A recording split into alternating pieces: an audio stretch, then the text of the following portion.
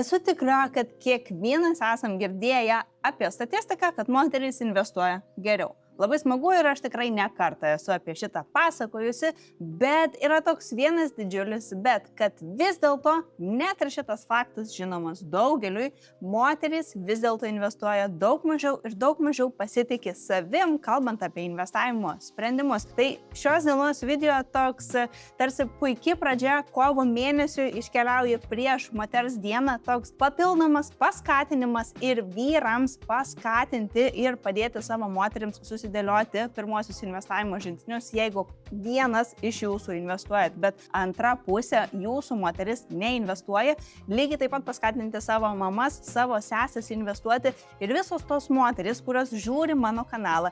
Šitas video iš tiesų yra jums. Aš noriu padėti ir parodyti, kad mes galim investuoti, kad mes galim pasiekti puikių rezultatų. Ką mes turim padaryti? Tiesiog labiau tikėti savimi.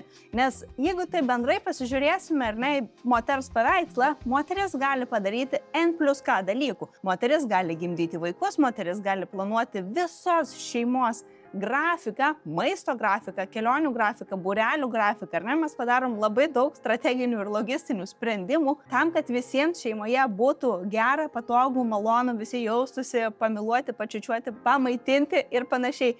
Bet ką mes pamirštam? Mes pamirštam save. Dažniausiai mes rūpinamės kitais, bet nesirūpinam pačią savimi, savo emociniu stabilumu, savo finansinę gerovę ir finansiniu saugumu.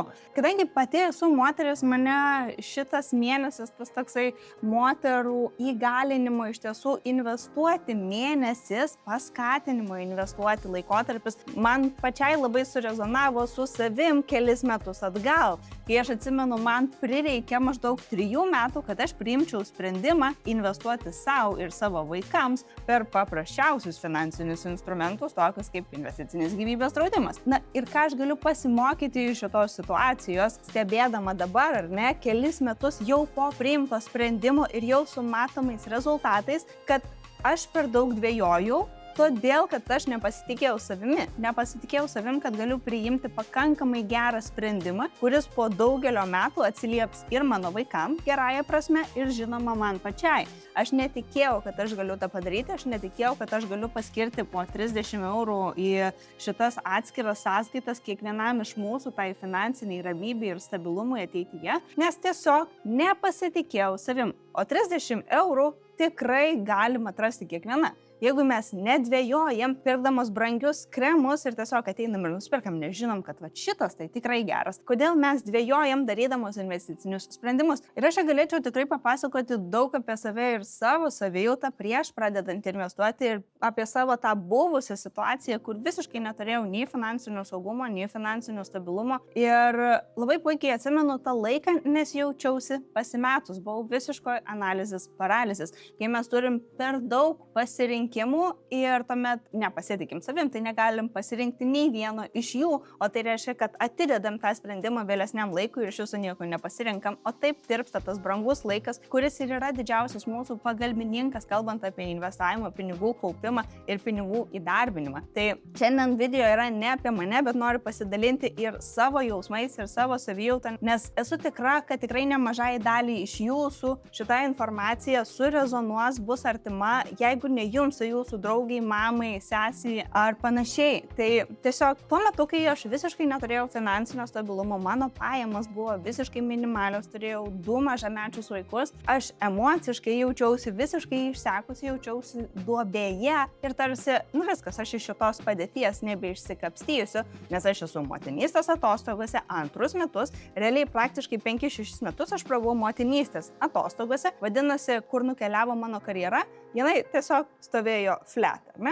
Aš mokiausi įvairiausių įgūdžių, ar ne? Tokių kaip laiko valdymas, tokių kaip logistiniai sprendimai, kaip kūdikį nuvežti, kaip su naujagimiu nuvažiuoti ir pristatyti dukrą į darželį tam neatsibundant. Tikrai manau, kad šeimos mane supras, bet ką noriu pasakyti, kad aš nesijaučiau tuo metu įgali atsidėti bent minimalią sumą sau vien tam, kad aš susikurčiau kažkokį emocinį, finansinį stabilumą. Ir tuo metu man tikrai daug nereikėjo, bet gyvenau visiškai nuo vieno motinystės mokėjimo per mėnesį iki kito ir ta situacija tęsiasi pakankamai ilgą laiką, kol aš suvokiau, kad aš labai stresuoju ir aš nebegaliu daryti net tų įprastų kasdienių užduočių be nerimo. Ir taip atsirado tas toks stresas ir nerimas, kuris buvo nuolatinė mane sekanti būsena. Ir aš tik vėliau įsigilindama į savo situaciją ir į viską pamatydama iš šalies suvokiau, kad man trūko iš tiesų finansinio stabilumo, man trūko tinkamų finansų valdymo įgūdžių, savo pinigų valdymo įgūdžių ir nesvarbu, kad aš tuo metu negaudavau didelių pajamų, aš vis dėlto turėjau juos tinkamai valdyti. Ir iš to nevaldymo, ar ne, mes ir turim tą stresą ir realiai finansinis stresas yra viena iš tų būsenų, kurios žmonės apima dažniausiai, iš ko kyla ir kiti stresoriai. Tai tiesiog labai kviečiu kiekvieną pasižiūrėti šitą video, pasijausti galinčioms, pasitikėti savimi ir žengti tą pirmąjį investavimo žingsnį. O jeigu net nepradėti investuoti, tai bent jau pradėti domėtis, kad iš tiesų galėtumėt priimti tuos informuotus sprendimus, pradėti atsidėti atskiroje sąskaitoje, nebūtinai pradedat investuoti, bet kad ir po 5 eurus per savaitę atsidėti, kad parodyti, kad aš iš tiesų galiu. O jeigu aš jau turiu santaupų, tai koks gali būti kitas mano žengiamas žingsnis? Tai kažkaip pakankamai ilgai šiandieną motyvacijos, bet jaučiuosi įkvėpta, kalbant apie tą moterų įgalinimo temą. Noriu suteikti jums žinių, noriu, kad pradėtumėte investuoti. Tikiuosi šitas video jūs bent kažkiek paskatins ir dabar tiesiog noriu pasidalinti statistiką ir tyrimais, kurie metai iš metų šiek tiek gerėja, kalbant apie moterų investavimą, jų sprendimus ir apskritai tiek, kiek moterys pradeda investuoti, lyginant su praėjusiais metais, bet visuomet yra kur patobulėti. Dabar 3 momentai, kodėl aš manau, kad moterys privalo investuoti daugiau ir labiau negu vyrai. Tai pirmas momentas, statistiškai moterys gyvena ilgiau negu vyrai, negu jų partneriai, ar ne? Antras momentas, nepaisant to, kad gyvenam 21 amžiui, vis dėlto mes matom atlyginimų skirtumą tarp to, ką gauna moterys ir tarp to, ką gauna vyrai, dirbdami tose pačiose pozicijose. Ir trečias momentas, dažniausiai, statistiškai, kas išeina motinystės atostogų, tai yra moterys, ar ne? Kas nutinka tuo metu, kad moteris, realiai aš netgi esu skaičiusi lietuvių darytą tyrimą, dabar neturiu jo atsidariusi, bet iš karto atėjo į galvą ta mintis, kad nepaisant to, kad moteris pasiema tik 2 metus motinystės atostogų prižiūrėti tam vaikeliui, ar ne, bet kad jinai realiai sugrįžtų į darbo rinką, jai prireikia 4 metų. Tam, kad jinai grįžtų netgi į tą pačią savo darbo poziciją, jeigu nekeičia darbo, jai sugrįžti su visais savo įgūdžiais, ar ne, šiftinti tą savo kasdienybę, būnant buityje, su vaiku rūpinantis visa šeima, perkelti viską į savo darbą ir į savo profesiją, bet nepamirštam, kad to pačiu yra šeima, vaikai ar ne, ir visi tie patys reikalai, kuriuos darėm būnant motinystės atostogose, atsiranda karjera ir dar tada toliau tęsim motinystės reikalus. Tai tiesiog moteriai prireikia 4 metų sugrįžti į darbo rinką pilnavertiškai ir kokybiškai, kad taptų specialistė, sugrįžtų į savo specialisto pareigas, ar ne, ir toliau galėtų pradėti kilti tais karjeros laiptais. Ir būtent čia ir atsiranda ir atlyginimų skirtumas, nes moteris dažniausiai turi kažkokį tai laikotarpį, kai jinai nedirbo, bet buvo namuose, ar ne, ir rūpinosi savo šeimos gerovę, taip kaip gali rūpintis geriausiai, ir staiga ateina vėl jinai į darbą, ar ne, tai iš kur mes gausim tą patį atlyginimą, kaip gauna vyras, kuris visus tos 4 metus tiesiog stabiliai dirbo ir galbūt net keliavo karjeros laipteliais į viršų. Ir mes šitus dalykus turime įsivertinti ir žinodamos,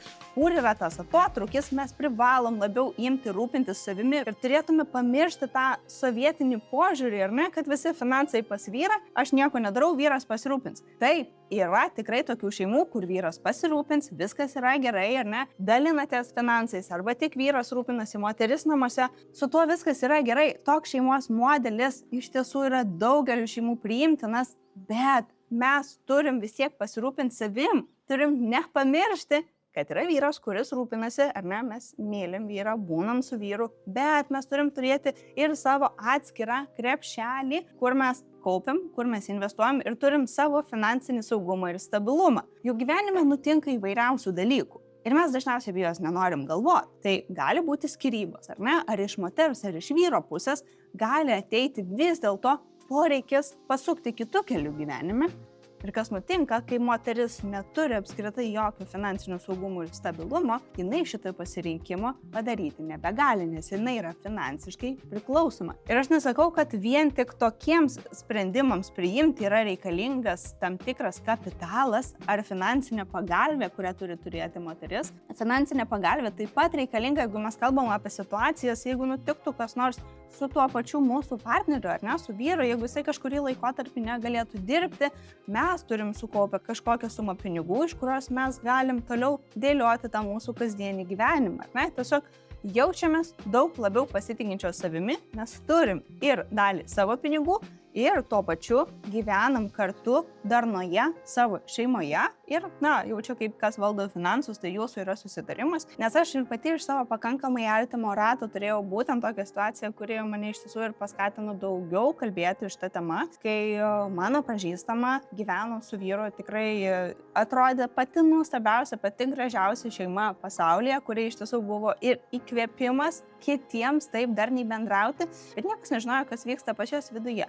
Ir tuo metu vyras ją išlaikė visiškai pilnai, ar ne? Nes buvo mažas kūdikėlis, kurio jinai rūpinosi namuose, rūpinosi visa šeima, buitimi. Ir kas nutiko, atsirado dar vienas žmogus, šeima išsiskyrė, ar ne? Ir tuometinis šeimos maitintojas, ar ne, vyras iškeliavo ir, įvyko skyrybos. Kas nutiko su moterim, ar ne? Tai jinai be abejo neturėjo jokio finansinio rezervo, nes štai čia turėjo tą maitintoją, tą rūpintoją žmogų, kuris sakė, kad aš pasirūpinsiu jumis, bet neįsivertino tam tikrų rizikos faktorių, ar ne? Ir aš žinau, kad vėliau tas 2-3 metų laikotarpis mano pažįstamai buvo ypatingai sudėtingas, nes jai viską teko statyti nuo nulio, kartu turint ir mažą vaiką. Tai tiesiog tam, kad išvengtume, eliminuotume šitas situacijas, mes ir moteris turim gebėti pasirūpinti savimi. Tai tiesiog, moteris, pasitikėkit savimi. Ir būtent su tuo pasitikėjimu savimi labai noriu įžengti į tą statistiką, kuri man pasirodė viena iš įdomiausių, ką aš esu mačiusi šiaip 25 metais, ką teko aptikti, ir tai yra Amerikos federalinio rezervo finansinio raštingumo tyrimas. Ir čia tikrai yra pakankamai ilgas pasirinkimas, parodysiu, kur jį rasti šiek tiek vėliau, bet jeigu rezumuojant šitą visą ilgą didžiulį tyrimą, kokios išvados buvo padarytos, kad moterys nepasitikė savim ir mes turim ne tik investavimo gapą, ne tik atlyginimo skirtumo gapą, ar ne, tą atotrūkį, bet ir turim pasitikėjimo atotrūkį, kiek vyrai pasitikė savim ir kiek moteris pasitikė savim, ir tas labai gerai atsivaizduoja realiai netgi tyrimuose. Tai čia kalbam apie finansinio raštingumo tyrimą, ir buvo keletas klausimų apie palūkanas, apie infliaciją ir apie diversifikaciją. Tai dabar tyrimo rezume: moterys, kai gauna klausimyną, kuriame yra pasirinkimas nežinau, jos dažniau renkasi pasirinkimą nežinau, negu kad tą atsakymą, kuris yra teisingas, bet jos galbūt nežino 100%, ar tai yra teisingas pasirinkimas, dėl to verčiau renkasi nežinau atsakymą. Ir tuo tarpu, kai buvo eliminuotas nežinau pasirinkimas ir buvo galima rinktis tik tais iš kelių pasirinkimų, kurie yra teisingas arba neteisingas variantas, ar ne, 2 neteisingi, 1 teisingas, ir panašiai, bet nebuvo pasirinkimo nežinau, moterys daug dažniau atsakė teisingai, nes buvo priverstos pasirinkti tą atsakymą, kurį jos žino, kuris yra teisingas. Tai va, jeigu pasižiūrėsim, based on the share who answered all 3 financial literacy questions correctly, the gender difference in financial literacy was smaller based on the questions without don't know, but remained significant. Tai vadinasi, jeigu lygintume vyrų ir moterų atsakymus, tada kai mes neturim nežinau pasirinkimo, mūsų žinių lygis labai supanašėja. Ir taip pat HSBC buvo visos straipsnis, kaip tik praėjusių metų kovo 8 dieną, kad moterys patenka į tą pasitikėjimo atotrūkį, confidence gap, ar ne, vyrai pasitikė labiau, moterys pasitikė mažiau, dėl to nepriima savo tinkamų finansinių sprendimų. Ir pavyzdžiui, 2 iš 3 moterų, tai iš viso 69%, nesijaučia pakankamai pasitikinčios savimi, kad investuotų pinigus. 1 iš 4 moterų, 27%, sako, kad jos neinvestuoja, nes jos nežino pakankamai. Tuomet mes turim kitą, ar ne? Daugiau kaip trečdalis moterų neturi apskritai jokių santaupų. Man atrodo, kad tai yra iš tiesų svarbus teiginiai ir svarbi informacija, ką mes turim žinoti, ir kad mes neinvestuojam, nes nežinom pakankamai. O kas yra pakankamai? Kiekvieną dieną, kai aš atsidarau naują straipsnį, naują statistiką, nagrinėju kažkokią naują investavimo idėją ar ETF, aš vis dar atrandu tų momentų, kuriuo aš nežinau anksčiau. Aš kiekvieną dieną mokausi ir išmokstu kažką naujo ir suprantu, kad mes turim būti atviri priimti informaciją, bet tas visos pilnos informacijos neturėjimas neturi stabdyti mūsų nuo sprendimų priėmimo. Geriausiai mes apskritai mokomės iš savo klaidų. Nepaisant to, kad internete visi dalinasi savo klaidomis, aš dalinuosi savo klaidomis, ar ne, ir pas mane kanale aš dalinuosi savo klaidomis, ar ne, galbūt ką daryčiau, ko nedaryčiau, bet vis dėlto mes turim padaryti kažkokią klaidą, kad mes galėtume toliau žygiuoti pirmin drąsiai, nes mes mokomės iš klaidų, tai yra mūsų pamokos. Dabar čia radau grafiką, kuriame yra pavaizduota, kiek moterys sako savo, kad aš esu pakankamai pasitikinti savimi, kalbant apie aukštesnio lygio investavimą. 54% moterų yra pozityviai nusiteikusios. Tuo tarpu 71% vyrų jau yra ženkliai aukščiau. Toliau, jeigu mes pasižiūrėsim į šitą grafą, kad moteris jaučiasi pakankamai gerai, pakankamai patogiai, darydamos investavimo sprendimus ar ne ir tam tikrus pasirinkimus, tai tik 34% moterų sako, kad jos jaučiasi patogiai, priimdamos investicinius sprendimus, kai tuo tarpu vyrų yra beveik pusė, kurie jaučiasi gerai ir įprastai darydami investicinius pasirinkimus. Ir tai yra didelis atotrūkis, nes vėlgi, kaip ir užsiminiau pradžioje, kuo moterys yra prastesnė. Absoliučiai nieko, mes galim priimti visus tuos pačius sprendimus ir netgi žiūrint į statistiką, mūsų investiciniai rezultatai yra geresni, nes stebint statistiką, kodėl moterys investuoja geriau ir bent 1% ilgalaikiuose portfeliuose lenkia vyrų portfelius, tai todėl, kad mes rečiau pasiduodam panikai ir jeigu rinka krenta, mes žinom savo ilgalaikę strategiją, kuriai paskyrėm pakankamai laiko išsirinkti, tikim savo strategiją ir tiesiog investuojam periodiškai, nedarom tų impulsyvių ir emocinių sprendimų. O, dipas parduodu viską, pirku kažką kitą, ar ne? Tai yra labai generalizuotas paaiškinimas, bet vis dėlto tokie rezultatai atsispindi tyrimuose. Tai dabar, kaip ir kalbėjom pradžioje, ne moteris kruopščiau analizuoja, bet mes turim atsirinkti ir suprasti, kur yra tas momentas, kad viskas, stop, aš privalau priimti sprendimą, man užteko šitos analizės, aš priimsiu sprendimą dabar ir ateityje stebėsiu, ar ne, kaip sekasi tam mano investiciniam pasirinkimui ar sprendimui ir toliau keliausiu nuo šitos vietos. Kažkada turim priimti sprendimą ir tada keliaujam link kito sprendimo priėmimo.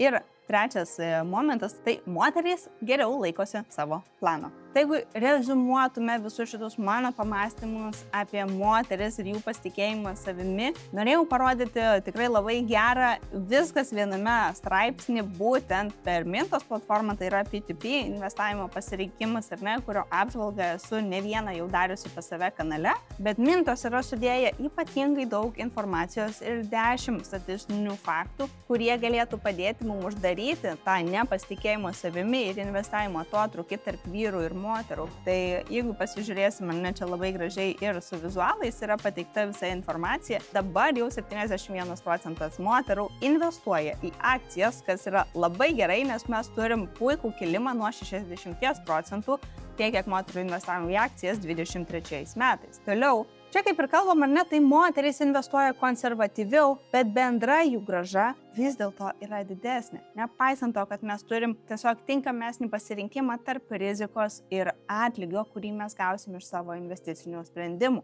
Trečias momentas, apie kurį jau kalbėjau, tai yra Federalinio rezervo darytas finansinio raštingumo tyrimas, kai mes eliminuojam nežinau, mes žinom teisingą atsakymą. Mes labiau pasitikim savim ir atsakom teisingai. Ir čia jeigu norit rasti pilną šaltinį, kaip ir minėjau, tiesiog spauskit Fed ir ne, Source. Ketvirtas momentas, moteris uždirba 5% grąžos vidutiniškai negu 6% uždirbantis vyrai, ar ne? Tai šitoj vietoj aš ne visiškai sutikčiau, ar ne, kadangi pati esu dariusi straipsnį, kad moterų ilgalaikiai portfeliai rezultatai yra pelningesni negu vyrų ir tas yra remiantis įvairiais šaltiniais, jeigu mes kalbam apie tai, kiek moteris prisiema rizikos ir kokią grąžą jos generuoja ir apie tai, kiek vyrai prisiema rizikos ir kokią grąžą jie generuoja. Tai jeigu nori pasižiūrėti žiūrėti šitą mano video, kur aš kalbu apie vyrų, moterų investavimo skirtumus, tai gali žiūrėti štai čia. Na ir jeigu keliausite toliau per straipsnį, matysite tikrai ne tik patrauklius grafikus ir vizualus, bet ir susirasite tą visą svarbiausią informaciją, kuri gali padėti priimti tau svarbius investicinius sprendimus ir iš tiesų prisimti finansinę atsakomybę į savo rankas. Ir smagus pastebėjimas yra tai, kad millennialsai,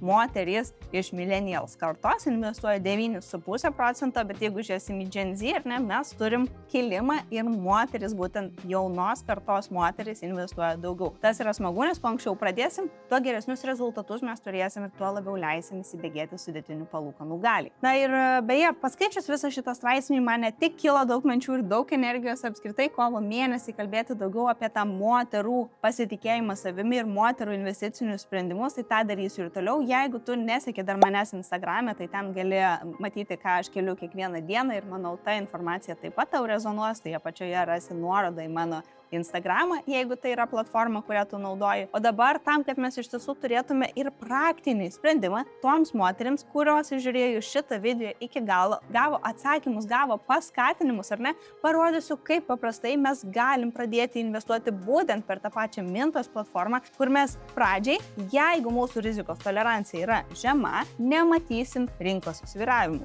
Jeigu aš investuoju 50 eurų į platformą, tarp kitko aš tą ir padariau sausio mėnesį, tuo tarpu, kai pirmą kartą dariau apie platformą video, tai parodysiu, kaip atrodo mano šitas rezultatas. Registracijos procesas yra itin paprastas, bet aš tiesiog prie čia prisijungiu ir tai gali būti puikia pradžia ir puikus startas, nes mes per Mintos galim ne tik taupyti ir įdarbinti savo pinigus žemo rizikingumo pasirinkimuose, ar ne, bet mes galim įdarbinti juos iš tiesų ir uždirbti nuo 8 iki 12% grąžos per tam tikrą laikotarpį, nematydamos svyravimų. Dabar jeigu mes nematom svyravimų, turim didesnę vidinę ramybę, ar ne, ir po laiko matom, kad, iš tiesų mano tie pinigai uždirbo, ar ne, ir vienintelė rizika realiai, su kuria mes susidurim, tai kad mes galim turėti vėlavimą, jeigu investuojam į Mintos, kaip per PTP pasirinkimą, į tam tikras paskolas. Štai kaip atrodo dabartinis mano Mintos profilis, tai aš investavau iš viso 50 eurų, 36 centai čia yra jau su dalimi pelno, kurį aš uždirbau, nes pakankamai greitai pargrįžo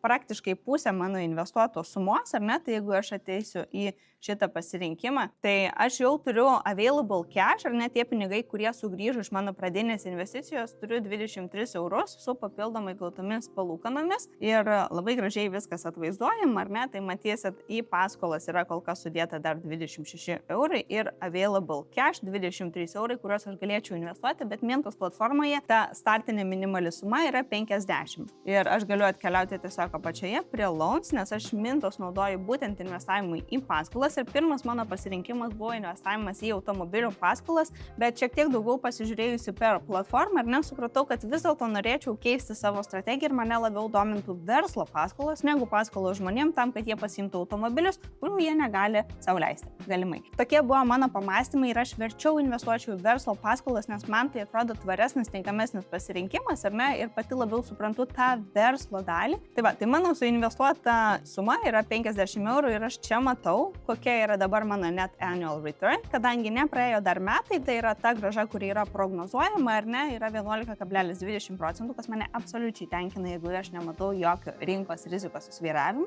Ir tada, kiek aš jau esu gavusi palūkanų, tai yra 36 centai ir štai čia aš galiu matyti, kad aš iš visų tų paskolų, į kurias esu investavusi, 1,15 dienų yra vėluojančios paskolos, tai iš viso ta suma, kuri yra 5,70 eurai, galiu matyti taip pat pagal skaičių, tai tik viena, čia galit pasirinkti, ar ne, tai tik viena paskola iš viso yra vėluojančios ir dabar yra 3 aktyvios. Tai čia matysit visą informaciją, jeigu jau pradėsite investuoti ir tai jums atrodo kaip priimtinas pasirinkimas. Toliau aš galiu ateiti prie invest skilties ir galiu rinktis browse offers arba create portfolio. Tai dabar tom, kurios norėtų susikurti portfelį pagal Mintos rekomendaciją, tai yra tas pasirinkimas Create Portfolio, kur galit padaryti, ar ne, tiesiog spaudžiam View Details, Ready to Use Portfolio. Tai yra jau suformuotas portfelis pagal jūsų atsakymus į klausimyną, kokia rizikos tolerancija ir ne, kokius tikslus norite pasiekti. Mintos platforma jums jau automatiškai sudėlios tą portfelį, jūs tik įsinešat pinigus ir leidžiat automatiniam investavimui veikti ir platforma jau parinks už jūs tas paskolas, į kurias bus suinvestuoti jūsų pinigai ir jūs tiesiog sėdėsit ir lauksit tos prognozuojamos grąžos ir kai palūkanos sugrįš į pačius, matysit, kaip pinigai dirba. Tai čia toms, kurios nori pasirinkti tą paprastesnį sprendimą, nori pradėti investuoti, bet nenori pačios dėliotis strategijos, jeigu jūs tai gali privesti prie analizės paralizės. Kitas pasirinkimas, tai mes galim sugrįžti tiesiog šiek tiek atgal ir spaudžiam Browse Offers. Tai yra tai, ką aš dariau dalindamasi savo Mintos praktiką ir pirmojų video, jeigu nori, gali pasižiūrėti jį. Štai čia, jeigu įdomus registracijos procesas ir platesnis paaiškinimas, kaip būtent veikia šita platforma. Na ir štai čia aš turiu 23 000 sets of notes. Tai yra vertybinių popierių skolos, ar ne, ir iš viso rinkiniai tokie. Viename notes yra keletas paskolų. Tai mes jau pirkdamosi vieną notesą turim kelias paskolas, kurios yra atrinktos, išdiversifikuotos tam, kad mes neinvestuotume tik į vieną pasirinkimą. Ir kaip aš ir minėjau, ne, jeigu aš noriu investuoti tik į verslo paskolas, jūsų pasirinkimai gali būti patys įvairiausi, nes Mintos turi ir žemės ūkio paskolas, verslo paskolas, automobilių nuoma, ar ne, tai yra hipotekos paskolas, ar ne, na ir taip pat dar yra netgi nekilnojamo turto pasirinkimas, jeigu norim investuoti į nekilnojamą turtą ir generuoti pasyvias pajamas per šią dalį, bet mano pasirinkimas šiai dienai norėjau parodyti, kaip išsifiltruoti, ar ne, tai jeigu aš imu tai, kad aš noriu investuoti eurais, ar ne, tiesiog pasižymiu šitą pasirinkimą ir aš noriu investuoti į verslo paskolas, žymiu šitą pasirinkimą. Galiu pasirinkti šalis, kuriuose noriu, kad būtų koncentruotas visas tas skolų krepšelis. Galiu pasirinkti ir skolinančią kompaniją, per kurią vyksta tas skolinimas, ar ne, žmonėms arba verslams. Na ir tuomet filtras jau yra suveikęs ir galiu rinktis kitus rodiklius. Tai dabar kiekviena paskola Mintose turi ISIN. Apie šitą dalį taip pat esu kalbėjęs, tai tiesiog kviečiu plačiau pasinaršyti pas mane kanale, stengiuosi pateikti paprastai tą sudėtingą informaciją ir iš tiesų tiek, kiek giliai lendu pati, tiek noriu pasidalinti ir su jumis, nes tikiu, kad yra tokių žmonių, kuriem yra svarbu žinoti viską giliau, nei iš tiesų reikėtų tam, kad žengtume pirmuosius žingsnius. Tai ateinam čia ir mes galim pasirinkti pagal Mintos Risk Score tą kompaniją, tą notesą, į kurį mes norim investuoti, ar ne.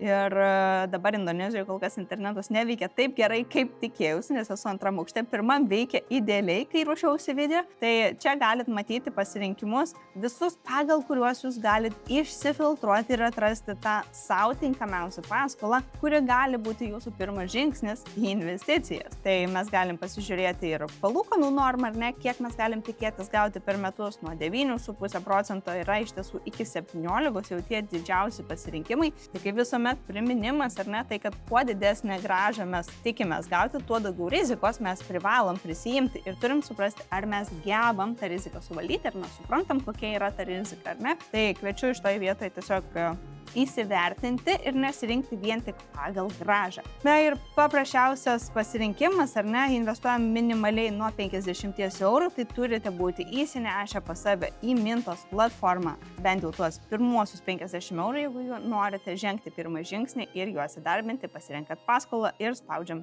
Invest. Tai dabar dar mini kreipimasis į kiekvieną iš moterų, kuri nesijaučia pakankamai pasitikinti savimi, tai labai kviečiu apačioje komentaruose. Na, iš tiesų ne tik moteris, nežinau, kad vis dėlto didžioji dalis mano YouTube stebi vyrai, tai nenoriu atmesti nei vieno iš jūsų, net jeigu ir video buvo skirtas labiau moterims, bet pasidalinkit savo didžiausiom baimėm, kurios jūs stabdė prieš priimant sprendimą investuoti. Komentaruose atsakysiu kiekvieną, o iš kai kurių galbūt net gims video ir mes taip galėsim kartu bendruomeniškai padėti dar didesniai daliai žmonių. Na ir jeigu tave sudomino Mintos pasirinkimas, platforma iš tiesų yra paprasta naudotis, paprasta užsiregistruoti, apačioje rasi registracijos nuorodą, kurią kviečiu pasinaudoti, apačioje rasi ir informaciją apie bonus kovo mėnesiui, kuriuo dalinasi Mintos tam, kad dar papildomai paskatintų ir steigtų mums geresnių emocijų žengti tuos pirmuosius žingsnius žingsnius ir pamatyti pirmuosius rezultatus, kaip dirba mūsų pinigai.